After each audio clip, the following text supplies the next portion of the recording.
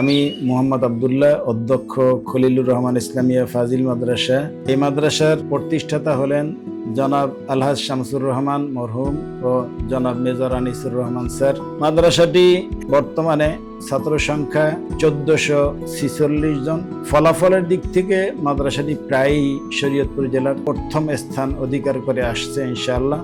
টিচারদের আন্তরিক প্রচেষ্টায় এই মাদ্রাসাটি জেলার মধ্যে বারবার ফার্স্ট হয়ে আসছে ইনশাআল্লাহ।